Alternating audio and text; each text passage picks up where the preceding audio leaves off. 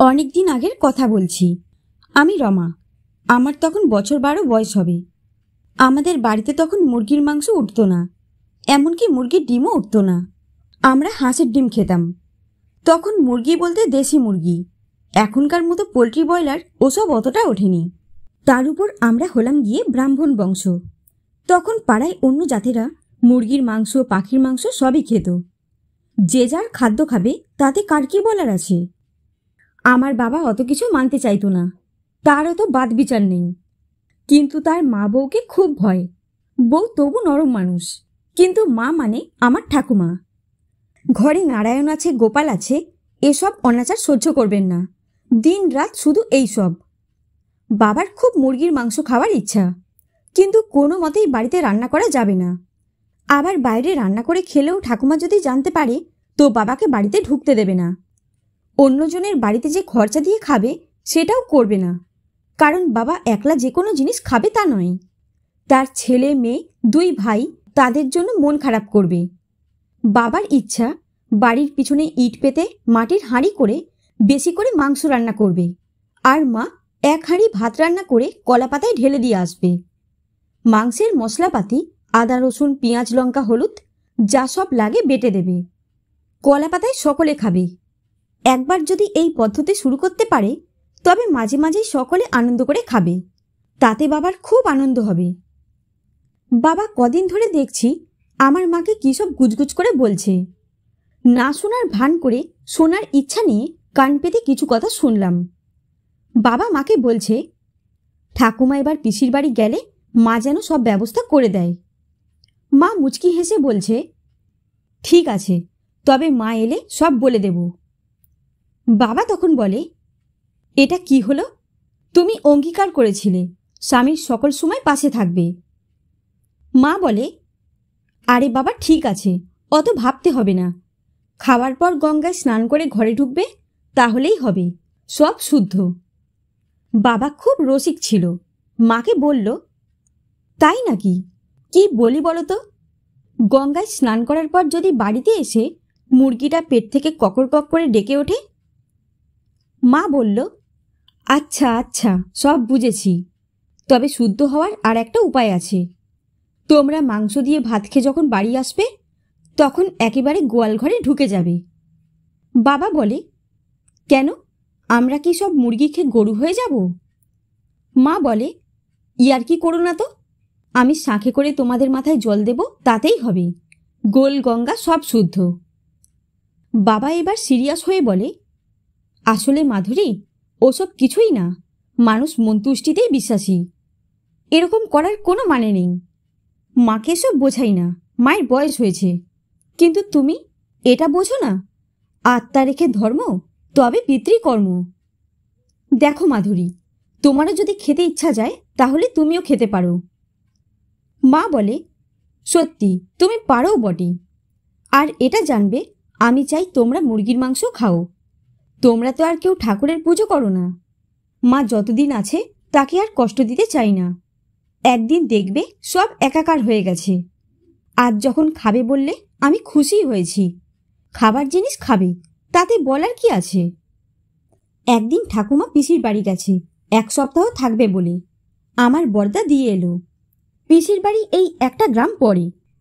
ব্যাস, সেই সুযোগে বাবা সব ঠিক করে ফেলল। ঠাকুমা যাওয়ার দিন 3 বাদে একদিন সন্ধেবেলা হ্যারিকেন লম্ফ জেলে মুরগির মাংস রান্নার তোড়জোড় শুরু হলো। 2 জন বাড়তি লোক খাবে, তারা মুরগির ছড়ে কুটে রেডি করে দিয়েছে। মাও যা জোগাড় করার করে পাঠিয়ে দিল। 1 হাঁড়ি ভাত কলা পাতায় ঢেলে দিয়ে এলো। কিন্তু কোনো বাসনপত্র দিলে চলবে না, তাহলে সেটা ফেলে দিতে হবে। তাই সব কলা পাতাতেই কাজ করা হলো। মোট 8 জনের রান্না হলো। কি যে আনন্দ লাগছে, মনে হচ্ছে পিকনিক হচ্ছে। কিন্তু বাড়িময় রসুন পেঁয়াজের গন্ধে ভুরভুর করছে। হেভি লাগছে। মনে হচ্ছে রান্না শেষ হলেই এখনই খেয়ে নেব। মা একবার দূর থেকে বলল, কি দারুণ গন্ধ ছড়িয়েছে গো, তুমি তো আমার রান্নাকেও হার মানাবে। বাবা বলল, ঘ্রাণে অর্ধেক ভোজন, সেটা মনে রেখো। বাবাকে যা দেখতে লাগছে না, বেকারি দিয়ে হাঁড়িতে মাংস কষছে, যেন মনে হচ্ছে ঠাকুমা যেমন করে খাড় সেদ্ধ করে তেমন লাগছে। ব্যাস, রান্না কমপ্লিট। সন্ধে 7টার মধ্যেই সব হয়ে গেল। সকলে বলল আর লোভ সামলানো যাচ্ছে না, এখনই খাওয়া হবে। বাবা আমাদের সকলকে খেতে দেয়। সকলে হাপুস হুপুস করে মাংসের ঝোল আর ভাত খাচ্ছি। তারই মাঝে একজন বলল, দাদা ঠাকুর, আর মাসখানেক বাদে একবার এরকমভাবে রান্না করবে। তোমার হাতের রান্নাটা বড্ড ভালো। তবে হ্যাঁ, আমি তখন একটা গোটা মুরগি দেব। বাবা বলল, সে হবে ক্ষণ, কিন্তু এ রান্না এত ভালো হওয়ার কারণ তোদের বৌদি। সে সব আন্দাজ করে মশলা করে দিয়েছে। দুই ভাই বলল, বৌদির হাতে ছোঁয়া আছে বলেই না এত ভালো হয়েছে। ছোট কাকা বলে, দাদা, বাড়িতে তো পাঁঠার মাংস হয়, কিন্তু মুরগির মাংসের স্বাদ দেখছি বেশি। দাদা, তুই এবার খেতে বস, আমাদের খাওয়া প্রায় শেষের দিকে। বাবা যেই মুখে তুলতে যাবে, অমনি ঠাকুমা পা টানা ভ্যানে চেঁচামেচি করতে করতে বাড়ি ঢোকে। বাবা আর মুখে কিছু না তুলে মায়ের চেঁচামেচির কারণ আড়াল থেকে শুনতে লাগলো। ঠাকুমা বলল, জানো বৌমা, আমার মেয়ের বাড়ি থাকার স্বাদ মিটে গেছে। জামাইয়ের নোংরাপোনা আর সহ্য হয় না। ঘরের পিছনে মোরগের মাংস রান্না করে খাচ্ছে, তার গন্ধ বাড়িময় ভুরভুর করছে। আমি জানতে চাইলে আমার মেয়েটা বলে ওরা সব মোরগের মাংস করে খাচ্ছে। আমি রেগে গিয়েছি বলে বলে, তোমার এতে রাগের কি আছে? ওরা তো আর বাড়িতে খাচ্ছে না, তাছাড়া খাবার জিনিস খাচ্ছে, তাতে তোমারই বাকি আর আমারই বাকি। জানো বৌমা, যত নষ্টের গোড়া হচ্ছে আমার মেয়ে। কি কুক্ষণেই অমন মেয়ে পেটে ধরেছিলাম। আমার জাত জন্ম সব গেল গা, ছি ছি। আমিও বলেছি, আমার বড় খোকা অমন নয়, সে মাকে মানে। হ্যাঁ, আমি জানি বড় খোকা ঠাকুর দেবতা মানে না, সে মাকে মানে। মেজ খোকা আর ছোট খোকার উপর আমার ভরসা নেই। ওরা আজ 5 বছর আলাদা খায়, যে যার সংসারী হয়েছে। ওদের উপর ভরসা নেই বলে তো আমি ওদের কাছে থাকিনি। ঠাকুমা একদমে আরও কত কথা বলল। আবার বলে, বড় বৌমা, এখানেও তো সেই একই গন্ধ ছাড়ছে।